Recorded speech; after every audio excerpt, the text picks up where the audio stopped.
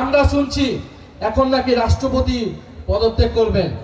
রাষ্ট্রপতির এত বছর পরে মনে হলো তার পদত্যাগ করা প্রয়োজন।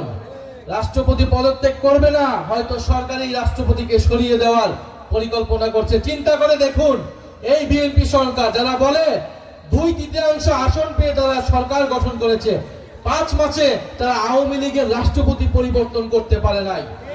বলে যেই সরকার আওয়ামী লীগের রাষ্ট্রপতি পরিবর্তন করার সক্ষমতা রাখে না, সে দেশ পরিবর্তন করবে কিভাবে? বলে আমরা মনে করি ফ্যাসিস্টের দোসর চুপ্পু পদত্যাগ করলে হবে না, পদত্যাগের পরে তাকে গ্রেফতার করতে হবে। কারণ গণহত্যায় তার সমর্থন রয়েছে, দুর্নীতিতে তার স্পষ্ট প্রমাণ রয়েছে যে দুর্নীতিবাদ। ফলে সেই ব্যক্তিকে অবিলম্বে অপসারণ করে তাকে গ্রেফতার করে বিচারের আওতায় আনতে হবে এবং একজন যোগ্য নিরপেক্ষ অভিভাবক সুলভ ব্যক্তিকে এই বাংলাদেশের জনগণ রাষ্ট্রপতি হিসেবে দেখতে চায়। আমরা দেখেছি বিএনপি সরকার অতীতেও রাষ্ট্রপতি নিয়ে অনেক টালবাহানা করেছেন। কোন জনপ্রিয় ব্যক্তিকে, নিজের দলের ব্যক্তিকেও তারা রাষ্ট্রপতি হতে দেয় না। তারা এতটাই ভয় পায়, সবকিছু কুক্ষিগত করতে চায়, সবকিছু নিয়ন্ত্রণ করতে চায়।